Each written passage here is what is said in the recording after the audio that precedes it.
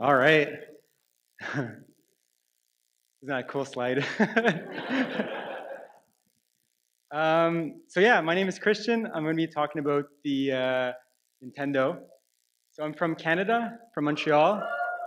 Thank you. uh, Hello, live stream. And I am a Ruby developer. So I build web apps full time. But in my spare time, I tend to hack on random stuff because my brain does that. And for the past 3 months, the random thing I was toying around with is the Nintendo. And it's not because I was playing a Nintendo, it's because I wanted to understand how it worked. So it all kind of started, I guess I was like sleeping, and for some reason I thought about the Nintendo and I started asking myself how it worked. And at first I just wanted to understand how like all the little parts work together to display pixels on a screen. But then I went down a rabbit hole and I eventually want to display my own pixels on the screen. So here's sort of like the three-month journey that I'll take you on. So to answer my first question, this is what the inside of Super Mario Brothers looks like. They're called ROM boards. They're called ROM boards because it's basically just two ROM chips, and a ROM chip is read-only memory.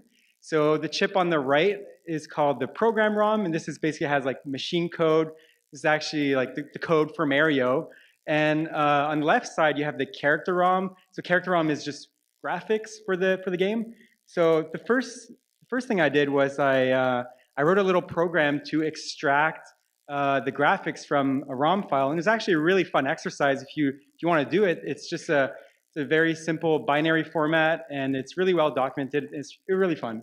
Anyway, but not all the ROM boards look like this. So these are a bunch of different ROM boards. So Nintendo, when they built the original Nintendo, they knew that technology would get better over time.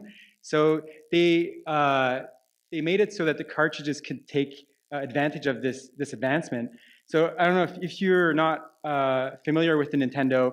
The Nintendo didn't have any storage. So the way you would play a hard game is you'd either have to leave your Nintendo on overnight for many days, or the game would provide you a way to input a password. Yeah, a password. A very long password for some games. But then Zelda came along, and Zelda introduced, Zelda's cartridge had a battery in it, and the battery was powering RAM. It's kind of mind-blowing to me. And this battery apparently lasts 6 years. So if you still have Zelda today, well, apparently you could just switch out the battery. Anyway, really cool stuff. Then I started going down a rabbit hole. So this is my first program. And you might look at this and be like, wait, this is not a program, it's a blank screen. I'm like, no, it's not a blank screen, it's a black screen. And actually, I am proud of that black screen, because that black screen took me a long time. I'm a Ruby developer. I work with high-level languages. I'm a self-taught developer. I didn't go to university. I never done assembly before. And yeah, it took me a while to figure out how to display a black screen. Had to read about the NES, which is, so the NES was released in 1985. So just finding information about that was kind of tricky. And then I had to find tools to write assembly for the NES, and that was kind of tricky too. Anyway, fun times. So I was learning this with a friend, and he was kind of doing his own thing on his side. I was doing my own thing. This is kind of like, oh geez, this is the wrong slide. Doesn't matter. I was talking to my friend, and okay, spoiler alert, this was the next milestone. But anyway, I have a ball that's like on the screen, and I'm like, oh my God, it works. And he's like, no way, oh my God. And I'm like, yeah, oh my God. And then I was like, wait a minute, is it normal that we're getting excited about displaying a ball? Yeah, totally. So the NES is powered by the 6502 CPU, which is the same thing that powers the Apple II and other retro consoles. So it turns out you can't really use high-level languages for the CPU because it's 2 megahertz. It'd be far too slow. So instead, you gotta speak its language. You gotta speak machine code to it. I don't know about you, but I don't want to write hex code all day. Like, I'm used to having like a high-level language. So this is where the CC65 toolchain comes into play. So this is basically an assembler and a linker will give you NES ROM files that you can then run on emulators. And this gives you, this allows you to write code. I say code because, well, I mean, it's still super low level. It's not the code you'd expect for, like, it's not high level language or anything. So you can read and write to memory, you can add and subtract, and you could compare numbers, and then you could jump around your code based on those comparisons. So it's very, very limited. And what the CPU will do is it'll essentially just go instruction by instruction. It'll execute your code, and that's what you have to build a game. So yeah, spoiler alert, showed you this earlier, but this was my second milestone. I managed to display a ball, and it was awesome. I was so happy. So what I had to learn to display this ball is what's called the picture processing unit, and this is basically the graphics card for Nintendo. It's capable of displaying a 256 by 240 pixel image, of which you lose around 5% of the image because of the overscan of the old CRT screens. You can't use RGB. I learned that. So you're actually limited to a 54 color palette, and you can only use 25 colors at a time. So super limited.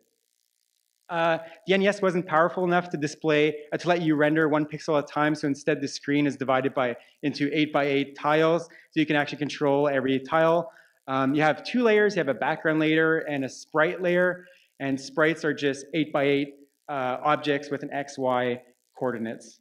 And it turns out, to build games, all you have to do is write to the right memory address. Which is kind of cool. You don't have function calls. You just write to the right spot, and that's how you display stuff. So milestone number 3, sorry. The ball moves, and it bounces off edges. I was stoked. So here's my conversation with my friend. I'm like, send him the video. And I wait. And he's like, oh my God, wait, is that real? And I was like, yeah, that's real. He's like, no way. I'm like, yeah, it's real. So what I had to do to get this working is I needed a way of knowing when time passes, right? So it turns out the NES renders at 60 frames per second, and between each frame you have what's called a vertical blank, and you have like a small period of time where you can prepare the graphics for the next frame. And this will trigger an interrupt. So an interrupt is just a way for something to tell the CPU, hey, like, stop and go here. So if I have this infinite loop that's just incrementing numbers all the time, and the NMI interrupt triggers, well, it'll bring the program counter to the interrupt, and then I can do my stuff, and then I can return back to wherever I was before the interrupt. So, milestone 4.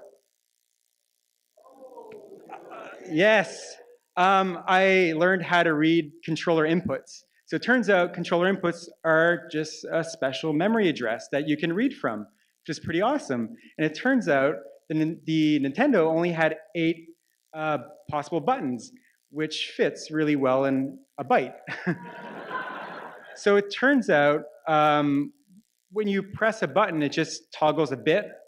And if you press 2 buttons, well, it toggles both bits. And so what you can do in assembly is you could read the right memory location, and then you could do bitwise operators to like see if a button's pressed or not. Pretty cool. Milestone number 5. I'm playing against a robot. It's a very unfair robot because all the AI does is set the Y position of the paddle to the Y of the ball. So I can never win, but at least I can test my program and make sure the bounciness works and all that stuff. Tooling. Turns out there's a popular emulator called FCUX. I don't even know what it means, but it turns out the Windows version of it has a debugger. But I don't have Windows. I run on Mac, so I have to use Wine to run this emulator, this version of the emulator, and it gives you a really cool debugger. You can set breakpoints. You can watch the memory. So if you see, I don't know if it's clear, but you can see like the memory address is changing. That's because the ball is moving around and paddles are moving. You can see all this. Really helpful when you're working on assembly code because you can't do console log or stuff like that, right? Turns out this emulator has support for Lua. So Lua is a scripting language, and you can advance the frame. You can read and write to memory. So you can do cool stuff like you can overlay stuff on top of the UI to help you for debugging. But then I was like, wait, Lua, can't you do unit testing with Lua? Right? So yeah, turns out you can.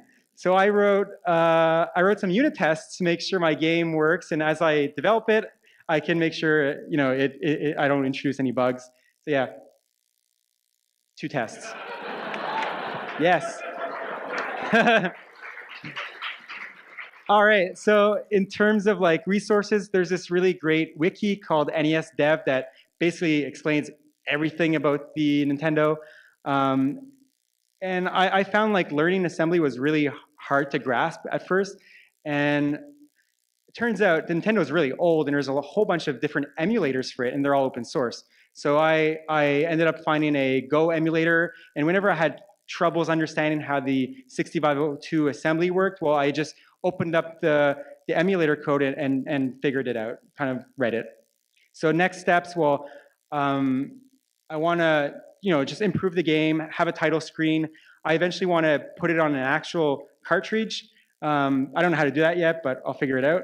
I want to open source the game so that other people that want to learn assembly and 6502 can do it.